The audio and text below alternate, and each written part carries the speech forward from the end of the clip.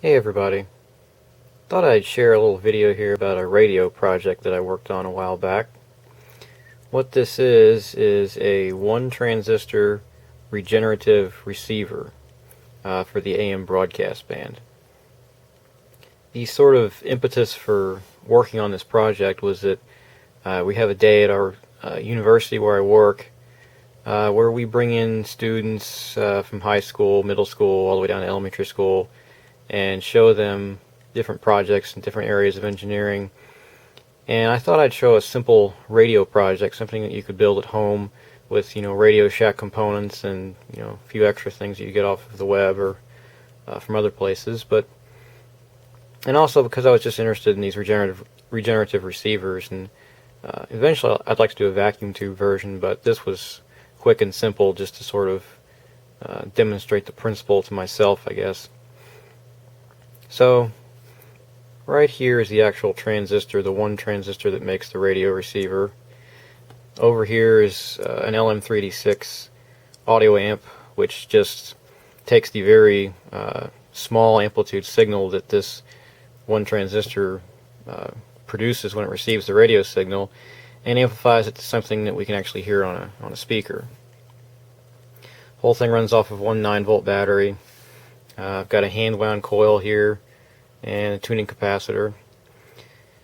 Coil form is the classic, toilet paper tube. This is actually a part of a paper towel roll from like a, commercial grade paper towels, the rough brown paper towels. This is actually a little bit thicker cardboard than from a standard toilet paper roll, and so when you wind this 22 gauge magnet wire on it, it doesn't tend to collapse like the thinner cardboard on the toilet paper rolls does. A couple potentiometers down here for volume control and regeneration. And it's already powered up, so let's just go ahead and I'll turn up the volume and maybe you can hear some of it.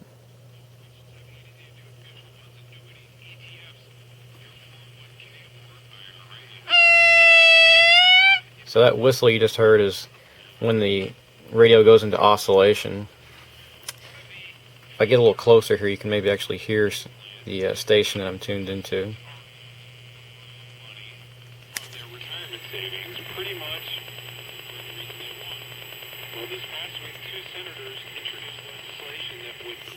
It's kind of faint.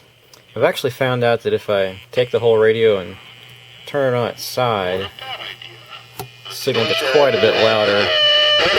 I'll answer your questions toll free at 888-83-FUNDS. That's 888-83-FUNDS. So maybe I should have mounted that coil horizontally. Works a little better outside, actually, when you're not surrounded by your interference from computers and everything else you have around. Just set it up again. I'll try and tune around and get some different stations just to show you how the tuning works. But you have the regeneration control right here, which is sort of like the gain of that transistor circuit. And as you tune for different stations, and let me get the volume and everything set just right here. But as you tune for different stations, you can visit it's not a lot going on right now because it's early morning and it's hard to get good reception. The last text I got from you, I'm looking at my phone right now, came on May 14th. This works really well at night when there's not the solar interference. No, I wouldn't delete it. No, hey, trust me, I'm responding to text. So the way the tuning works is you get a station, or you get close to a station. This sounds like an SNL skit. And then you adjust this regeneration control. So if you turn it down, the station gets weaker, fades out. Turn it back up.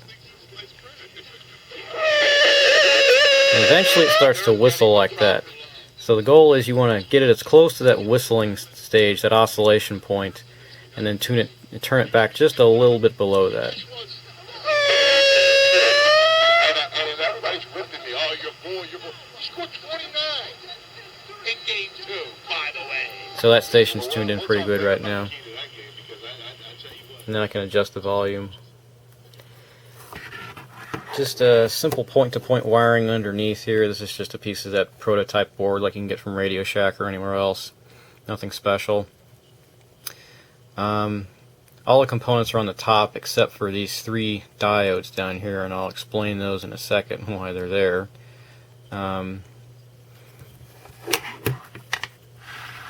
As I pointed out, the tuning coil and capacitor and all the goodies in here, if I can get a good picture of those. But a lot of filter capacitors around this audio amp because you get sort of, I guess, maybe you call them subharmonics or whatnot that come from the RF and from the oscillation of this transistor when you get near that regeneration, that oscillation point. Kind of went overkill here. I had a silver mica capacitor sitting around, so I actually put a silver mica cap in this thing. It's definitely overkill for what this gadget is, but hey, why not? Some old school looking carbon resistors there that I had lying around. 1 tantalum capacitor, and then just some regular old electrolytics for filtering this audio amp. Now, the reason for those 3 diodes underneath was that when I originally built this, I was going off of a design that I found online. So, as you so often do, I decided I wanted to build one of these 1 transistor radios. I Googled for a schematic, and I came up with this schematic, which is a pretty simple design. You got your 1 transistor right there, your audio amp over here, and here's the address of that if you're interested in looking it up. And the guy's got some basic instructions down here how to operate it, what voltages to run it off of, and so on, and how many turns to put on different size coil forms, and so on and so forth. Well, I wanted to kind of get the original source of this because he had down here that this came out of Electronics Now from July 1997. So I went over to our university library and looked around, and guess what? We actually had that issue of Electronics Now. And here's the original article and the original schematic. And notice the original schematic here does not feature that LM386 audio amp. So on the far right there where it says audio out, the intention is that you hook up something like high impedance headphones or a crystal earpiece. I wanted to gear this towards something that students could easily build, kids could build very easily. Didn't need any weird components. So high impedance headphones and crystal earpieces are a little bit weird, hard to come by. I have a pair of high impedance headphones, I snagged off eBay a long time ago, but most kids don't want to have to fool with getting stuff like that. So the nice thing about this design is that it does use the LM386 audio amp, and you can just plug a standard 8-ohm speaker into it, or standard earbud, or whatever you have on hand. So going back into this design, you'll notice that for the biasing network on the transistor, we just have a simple resistor divider, which is okay if your supply voltage is very stable. But in this case, because this transistor is going into oscillation, we could be running off of this says 6-volt battery. The original article said a 9-volt battery.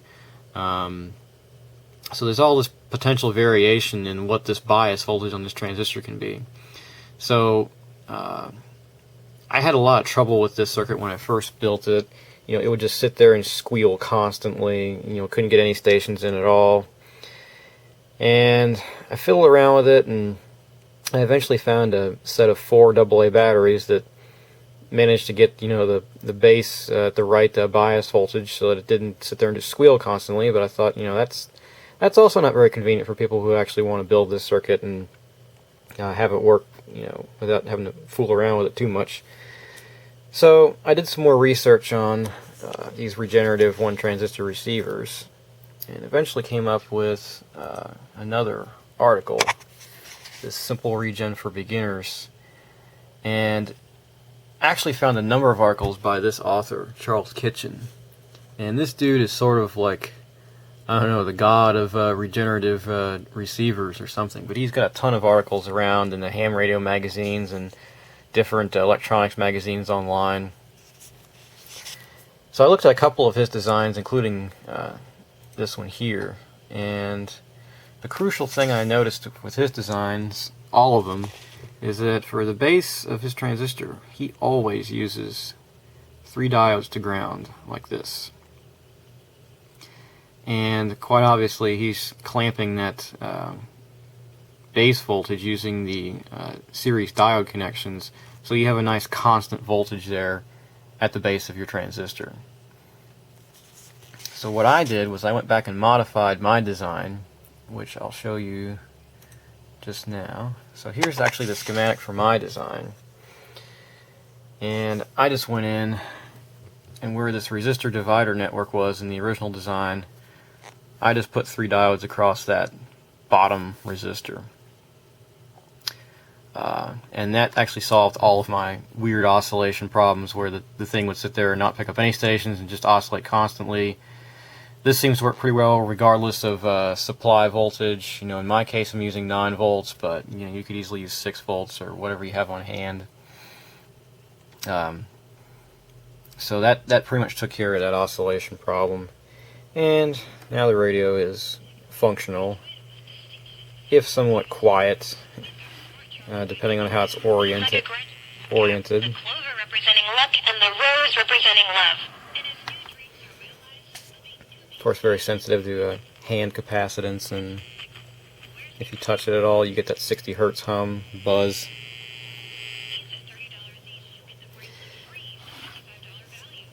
So that's the radio, and that's pretty much how it works. Not super happy with this performance-wise, just because you know it is so touchy, and even after I've fixed the oscillation problem, it's still pretty touchy, and not very good at picking up you know, even slightly weak stations, whereas a standard radio has no problems at all. So what I've decided to do, the reason I'm making this video is I'm very shortly going to destroy this radio. I'm going to rip it apart and turn it into something else. I'm going to reuse the coil and the capacitor and turn it into a new project. But I thought I'd just go ahead and show this circuit as is, and how it works and how it doesn't work very well. And if I am going to revisit this at some point in the future, I will almost certainly build this design from Mr. Kitchen, this simple regen for beginners. This one actually, you know, picks up the shortwave bands and the ham radio bands, so it's going to be, you know, more interesting listening. This is just standard, plain old AM radio, and you know, there's not much on AM radio anymore. Even if you run your own transmitter, you know, you can play music, but who wants to listen to music on a tiny little speaker like this? So, yeah, I'm going to tear this one apart, rebuild it into something else, and down the road someday maybe I'll build a new regenerative receiver. But if you're looking for a, you know, schematic, something that we want to build a regenerative radio from, you know, this design works, but it needs some modifications.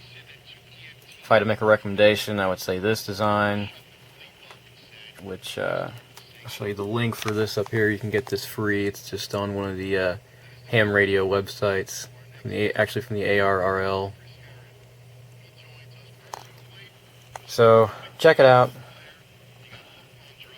and I think I'll just finish up here, and that's my one transistor regenerative receiver. What's left of it, shortly to be destroyed, probably for an AM transmitter. Reuse the tuning coil as the sort of filter for a simple transmitter. Okay, well, see you guys later.